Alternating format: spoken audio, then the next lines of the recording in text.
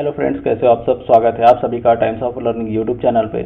Friends, आज की इस वीडियो में हम बात करने वाले हैं RRB NTPC graduate and under graduate level की तैयारी कैसे स्टार्ट करें। तो फ्रेंड्स, आप अगर ग्रेजुएट और अंडर ग्रेजुएट लेवल की तैयारी स्टार्ट करना चाहते हैं तो उसको स्टार्ट करने से पहले आपको इस वीडियो को अंत तक देखना होगा, क्योंकि आपने अभी जर्नी स्टार्ट की है तो हो सकता है आप वो सिली मिस्टेक कर दें और जिसकी वजह से आपका सिलेक्शन रुक जाए। वैसे भी इस बार कंपटीशन पिछले बार के मुकाबले बहुत ज़्यादा है, तो आपको सही स्ट्रैटेजी और सही रणनीति के साथ आपको आगे बढ़ना चाहिए। तो इस वीडियो में हम बात करेंगे कि किस तरह से आप अपनी तैयारी स्टार्ट कर सकते हैं और अच्छे से कंप्लीट करके मार्क्स भी स्कोर कर सकते हैं, जिससे कि आपका नाम भी फाइनल मेरिट लिस्ट में आ जाए। तो सबसे पहले हम बात करते हैं। देखिए, किसी भी एग्ज़ाम्स को क्रैक करने के लिए सबसे पहले उसका सिलेबस जानना होता है ना। तो सबसे पहले हम सिलेबस के ऊपर बात करेंगे। उसके बाद आप सिलेबस जान गए, उसके बाद कौन सी बुक पढ़नी है, इसके लिए मैं आपको बुक लिस्ट भी सजेस्ट करूंगा इस वीडियो में, है ना। उसके बाद आगे बढ़ेंगे, हम कॉन्सेप्ट बिल्ड करेंगे, मतलब बुक्स को पढ़ के आप कैसे कॉन्सेप्ट बिल्ड करेंगे। आप कोचिंग ले रहे हैं या फिर नहीं ले रहे हैं, या फिर सेल्फ स्टडी कर रहे हैं, या फिर यूट्यूब की क्लासेस के थ्रू आप अपना कंसेप्ट बिल्ड करेंगे। इस तरह से जो भी आपकी लिए जो नीड है इस एग्ज़ाम को क्रैक करने के लिए, वो सारी गाइडेंस मैं इस वीडियो में आपको देने जा रहा हूँ। इसके बाद हम बात करते हैं प्रैक्टिस में आपका प्रीवियस ईयर क्वेश्चन पेपर और एक्सपेक्टेड क्वेश्चन पेपर ये आपको लगाना होगा। उसके बाद मॉक टेस्ट और इसका एनालिसिस करना होगा। तो बारी बारी से हम इन सभी टॉपिक्स पर बात करने वाले हैं इस वीडियो में। तो फ्रेंड्स देखिए, चलिए हम चलते हैं सबसे पहले सिलेबस की ओर। तो जो सिलेबस है फॉर CBT1, देखिए एक बात आपको मैं बता देना चाहता हूँ कि जो NTPC graduate and under graduate level दोनों की पोस्ट में आपको जो सिलेबस है वो सेम देखने को मिलेगा। तो आप सेम स्ट्रैटेजी दोनों एग्ज़ाम्स के लिए मानकर चल सकते हैं। इस बार ग्रेजुएट और अंडर ग्रेजुएट लेवल के लिए अलग अलग फॉर्म फिल हो रहे हैं, तो बेसिक सी बात है कि इनके एग्ज़ाम्स भी अलग अलग होगा, है ना। पहले क्या होता था कि एक साथ इनका एग्ज़ाम्स कंडक्ट करा दिया जाता था CBT1, उसके बाद डिफरेंट लेवल के लिए अलग अलग एग्ज़ाम्स होते थे, लेकिन इस बार अलग अलग कर दिया गया है ग्रेजुएट और अंडर ग्रेजुएट लेवल को। तो देखिए, सबसे पहले हम सिलेबस पर बात करते हैं। जो फर्स्ट स्टेज CBT है ना आपका, उसमें आपका जो टाइम मिलने वाला है आपको 90 मिनट का, और जो जनरल अवेयरनेस का जो 40 नंबर का आपको क्वेश्चन देखने को मिलेगा। अब जो प्रत्येक क्वेश्चन है वो एक एक मार्क्स कैरी कर रहे हैं, यानी कि जनरल अवेयरनेस का अगर 40 क्वेश्चन है तो वो 40 मार्क्स कैरी करेगा। वैसे ही मैथमेटिक्स का जो 30 क्वेश्चन है वो 30 मार्क्स कैरी करेगा। जनरल इंटेलिजेंस और रीजनिंग ये जो है 30 क्वेश्चन है 30 मार्क्स का। तो इस तरह से टोटल मार्क्स हो गए आपके 100। और जो फिजिकल PWD कैंडिडेट है ना, तो उनको 120 मिनट का टाइम मिलेगा। इसके बाद है, और जो इस एग्ज़ाम में यानी कि फर्स्ट स्टेज आप CBT देंगे, उसमें आपका जो नेगेटिव मार्किंग है वो आपको 1/3 नेगेटिव मार्किंग देखने को मिलेगा। ये जो है स्क्रीनिंग नेचर है, यहाँ पे आप देख सकते हैं कि ये स्क्रीनिंग नेचर है। और इसमें जो बच्चे क्वालिफाई करेंगे फर्स्ट स्टेज CBT को, तो इसके जो मार्क्स है वो फाइनल मेरिट में आपका कैलकुलेट नहीं होगा या ऐड नहीं होगा। जो आपका मेरिट बनेगा वो सेकंड CBT के बेसिस पर बनेगा। तो नेक्स्ट आगे चलते हैं। देखिए, यहाँ पर इन डेप्थ सिलेबस दिया गया है। ये सिलेबस आपके जो एडवर्टाइजमेंट है CN नंबर है ना 05 और 06 दोनों में दिया गया है। अब यहाँ से आप सिलेबस देख सकते हैं। मैं आप चाहे तो स्क्रीनशॉट लेके इसको आप अपने कॉपी में नोट डाउन कर सकते हैं। मैं इसको इन डेप्थ नहीं पढ़ रहा हूँ, ऐसे में वीडियो बहुत लंबी हो जाएगी। मैथमेटिक्स के लिए सारा कुछ सिलेबस है, number system, decimal, fraction, LCM, HCF, इस तरह से पूरे एलिमेंट्री स्टैटिक्स तक। इस तरह उसके बाद है जनरल इंटेलिजेंस एंड रीजनिंग। इसमें आपका एनालॉजी है ना, completion of number and alphabet series, coding, decoding, mathematical operation, इस तरह से सभी ग्राफ, मैप्स वगैरह, डिसीजन मेकिंग, इस तरह के जितने भी टॉपिक्स हैं ये आपको करके जाना है। इसके साथ ही मैथ्स और रीजनिंग में ऐसे कई टॉपिक्स होते हैं जो ऑफिशियल नोटिफिकेशन पर नहीं दिए रहते, लेकिन बहुत सारे जो टॉपिक्स हैं वो आपको आपके एग्ज़ाम में देखने को मिलेंगे। वो आप कैसे जान पाओगे कि ये टॉपिक्स नहीं दिए हैं और आपके एग्ज़ाम्स में आ रहे हैं? तो उसके लिए आपको आपका सबसे पहले तो प्रीवियस ईयर पेपर लगाना पड़ेगा।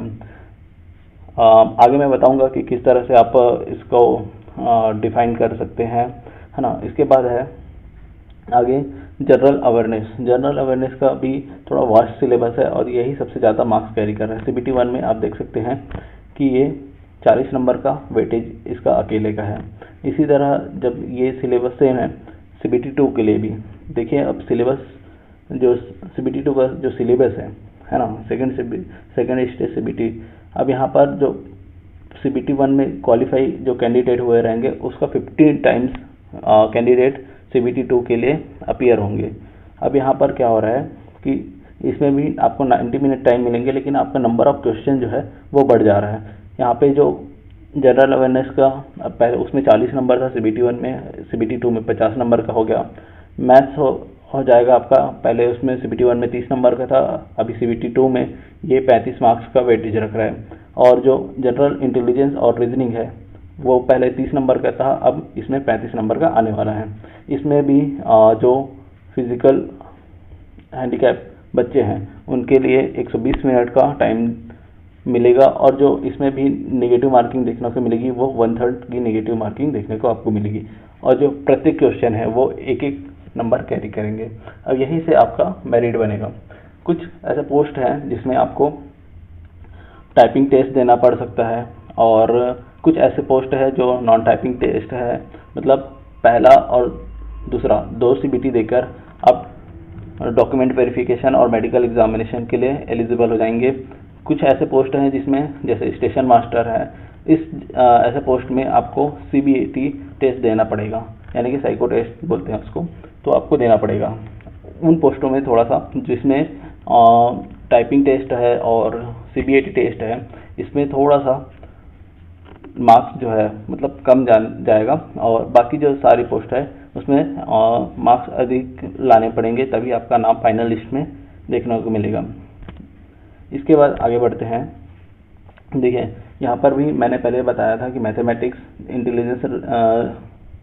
General intelligence and reasoning, general awareness, इन सभी का जो पोर्शन दिया गया है यहाँ पर सेम है, जो जैसा कि आप फर्स्ट CBT में है वैसा ही सेम CBT 2 में है। तो इसलिए आप जो फर्स्ट CBT के लिए इतने अच्छे से पढ़े कि जब CBT 2 का पेपर हो सिर्फ आप मॉक टेस्ट और जो आप प्रीवियस ईयर पेपर है उसकी मैक्सिमम से मैक्सिमम प्रैक्टिस कर पाएँ।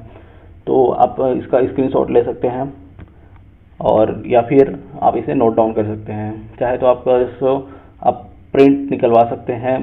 ये आपको आपके PDF में देखने को मिल जाएगा, जो ऑफिशियल नोटिफिकेशन है इसमें RRB की वेबसाइट से आप डाउनलोड कर सकते हैं, या चाहे तो आप हमारी टेलीग्राम चैनल से भी डाउनलोड कर सकते हैं। मैं लिंक डिस्क्रिप्शन में दे दूंगा, वहाँ से आप हमारा टेलीग्राम चैनल ज्वाइन कर लीजिएगा और वहाँ से आप डाउनलोड कर लीजिएगा ईजिली। अब यहाँ पर हम बुक लिस्ट पर आते हैं। देखिए मैथ्स के लिए मैं 4 बुक सजेस्ट कर रहा हूँ आपको जो अच्छी लगे वो आप मार्केट से परचेज कर लीजिएगा, या फिर ऑनलाइन भी आप परचेज कर सकते हैं। देखिए यहाँ पर जो मैथ्स के लिए है बेसिक बुक है, जहाँ पर आप थ्योरी अच्छे से कवर कर सकते हैं, वो RS अग्रवाल की अंकगणित, नवीन अंकगणित। अब ये सभी बुक्स यहाँ पर जो भी अभी मैंने सामने बुक्स दिख रही है आपको स्क्रीन पर, और आगे भी जो बुक्स रहेंगी वो हिंदी और इंग्लिश दोनों वर्जन में अवेलेबल हैं। तो आप ऐसा मत सोचिए कि यहाँ पर मैंने हिंदी और कहीं पर इंग्लिश का लगाया हुआ है तो वो सिर्फ उसी लैंग्वेज में अवेलेबल होगी, ऐसा नहीं है। आपको सभी बुक्स हिंदी और इंग्लिश में देखने को मिलेगी। यहाँ पर देखिए नवीन अंकगणित के नाम से RS अग्रवाल की बुक है। यहाँ पर बेसिक थ्योरी और आपका जो एग्जाम्पल और साथ ही साथ आपको क्वेश्चन प्रैक्टिस करने के लिए बहुत अच्छा बुक है। इसके बाद है इसमें भी अंकगणित, जो कि शारदा पब्लिकेशन की बुक है। इसमें क्या होता है, जो इसको SD यादव सर के नाम से है ये बुक, शारदा पब्लिकेशन की, राइट। अब यहाँ पर ये 2 थ्योरी बुक हो गई। इन दोनों में से आपको कोई एक बुक खरीद लेनी है, चाहे तो आप ये ले सकते हैं, चाहे तो आप ये ले सकते हैं। इन दोनों में से कोई एक बुक लेनी है, और प्रीवियस ईयर के लिए आप किरण पब्लिकेशन की जो रेलवे ऑल एग्ज़ाम्स की अपडेटेड लीजिएगा अगर आपने अभी नहीं लिया और आपका पहले से भी तैयारी कर रहे हैं और आपके पास ये बुक है तो तब भी आपका काम बन जाएगा। इसके बाद है ये यूथ पब्लिकेशन की, ये अभी 2024 एडिशन है। आप अभी लेटेस्ट लीजिएगा इन सभी में से सभी बुक का, अगर आपने अभी तक बुक परचेस नहीं किया है तो। इसके बाद क्या करेंगे कि इस तरह से आपका मैथ्स हो जाएगा। इसमें ये मैथ्स के बुक का कलेक्शन मैंने आपको बता दिया। आगे चलते हैं और रीजनिंग्स की बुक की बात करते हैं। तो रीजनिंग बुक में आपको देखिए, अगर आपको थ्योरी पढ़ना है रीजनिंग में, वैसे तो रीजनिंग प्रैक्टिस में ही बहुत अच्छे से होते जाता है, लेकिन आपको अगर पहले बार पढ़ रहे हैं तो आप एक तो यूट्यूब का हेल्प ले सकते हैं और बुक्स में अगर आप थ्योरी देखना चाहते हैं तो ये मास्टर रीजनिंग की जो 4th नंबर की बुक है वो बहुत अच्छी है। इसके बाद आप अगर प्रीवियस ईयर पेपर लगाना चाहते हैं, यहाँ पर सॉरी मैथमेटिक्स का ये लग गया है, यहाँ पर रीजनिंग की बुक आती है यूथ पब्लिकेशन की, और या फिर आप ले सकते हैं इसमें से जो किरण की रेलवे रीजनिंग की बुक आती है, या फिर आप ले सकते हैं पिनाकल की रीजनिंग बुक्स। अब ये एसएससी और रेलवे दोनों में आती है, बट आप रेलवे वाला लीजिएगा। वैसे तो क्वेश्चन उसमें एज इट इज़ मिलेंगे, लेकिन इसमें से थोड़ा सा रेलवे का पैटर्न जो रीजनिंग का रहता है वो एसएससी से थोड़ा सा डिफरेंस रहता है, इसलिए आप रेलवे का ही लीजिएगा। आगे बढ़ते हैं साइंस के लिए। वैसे तो एनटीपीसी में साइंस के लिए थोड़ा सा वेटेज कम है, पर आप लेवल हर एग्ज़ाम का बढ़ते जा रहा है तो आपको थोड़े अच्छे से पढ़नी पड़ेगी। तो साइंस का जो है वो एनसीईआरटी का 9th और 10th का, ये 9th की बुक है फर्स्ट वाली, और सेकेंड वाली क्लास 10 की बुक है। दोनों में मतलब दोनों मीडियम में अवेलेबल हो जाएगी सारी बुक, हिंदी और इंग्लिश में। तो ये 9th की एनसीईआरटी है साइंस, और ये सेकेंड वाली एनसीईआरटी 10th क्लास की बुक है। इसके बाद है इन दोनों में को आप बेसिक के लिए पढ़ सकते हैं। एज इट इज़ क्वेश्चन देखने को मिलते हैं आपको इस एग्ज़ाम में। 2019 वाला जो एग्ज़ाम हुआ है ग्रुप डी का, आप उनका क्वेश्चन उठा के देख सकते हैं, इसमें आपको देखने को एज इट इज़ मिल जाएगा। इसके बाद है जो आप वन लाइनर के अप्रोच के लिए आप सामान्य विज्ञान किरण पब्लिकेशन का ले सकते हैं, या फिर प्रीवियस ईयर अगर क्वेश्चन पेपर देखना है तो आपको यूथ पब्लिकेशन का बुक परचेस करना होगा। इसके बाद आगे बढ़ते हैं जनरल अवेयरनेस और जीके का, जो स्टैटिक जीके का पोर्शन होता है। ये आरआरबी एनटीपीसी के ग्रेजुएशन और अंडर ग्रेजुएशन दोनों लेवल के एग्ज़ाम्स के लिए बहुत ही महत्वपूर्ण पार्ट होता है। इसमें ही आपका मैक्सिमम नंबर है, जिसमें से आपका करंट अफेयर्स और स्टैटिक जीके है ना, और जनरल अवेयरनेस, ये तीनों ही चीज़ मतलब मैक्सिमम पोर्शन कवर करती है, मैक्सिमम नंबर कवर करती है, ऐसा बोला जाए तो देखिए यहाँ पर किरण पब्लिकेशन की जो है जनरल अवेयरनेस की बुक आती है, यूथ पब्लिकेशन की बुक आती है, और लूसेंट से आप स्टैटिक जीके आप कंप्लीट कर सकते हैं। बहुत अच्छी बुक है, इसको बार बार पढ़ना होता है, एक बार में ये समझ नहीं आती बुक।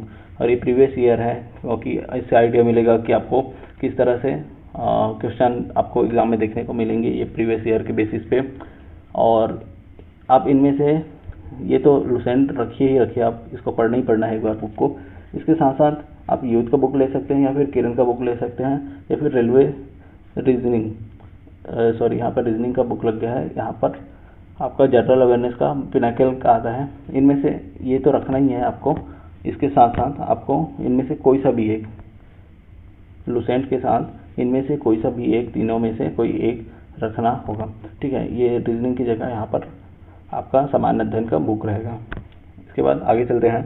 देखिए करंट अफेयर्स के लिए, करंट अफेयर भी आपका 10 मार्क्स का करीब करीब वेटेज रखेगा, तो अच्छा खासा वेटेज है, तो 10 से 15 मार्क्स का वेटेज रखने वाला है। तो करंट अफेयर के लिए स्पीडी का बहुत अच्छी बुक रहती है।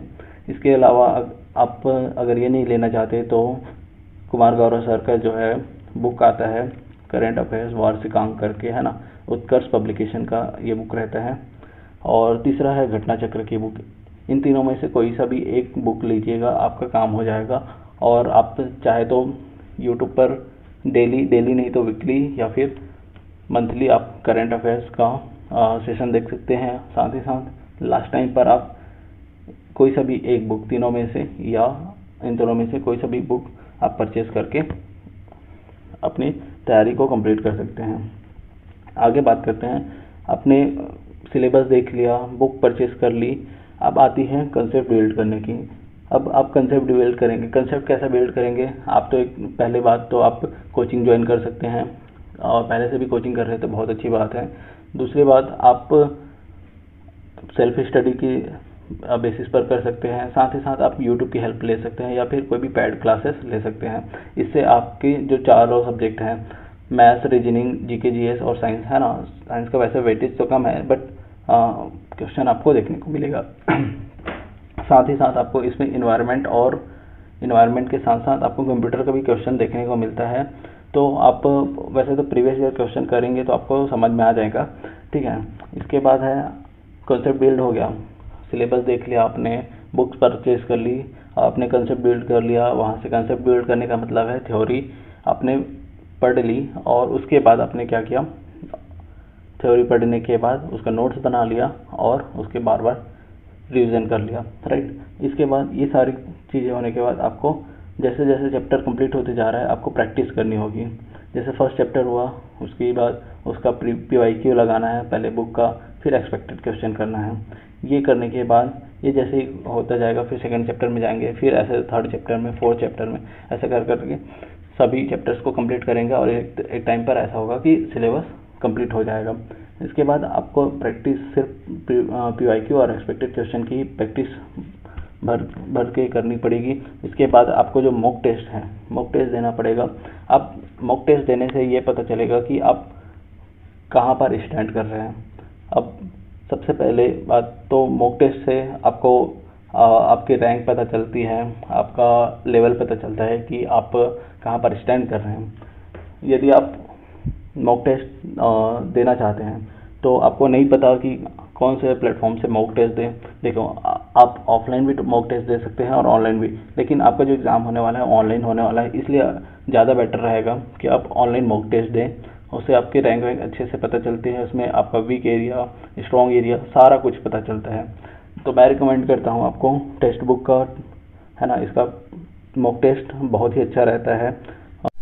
अगर आपको ये वीडियो पसंद आई हो तो वीडियो को लाइक और चैनल को सब्सक्राइब कर दीजिएगा, जिससे कि आने वाली जो वीडियोस की नोटिफिकेशन है वो आपको सबसे पहले मिल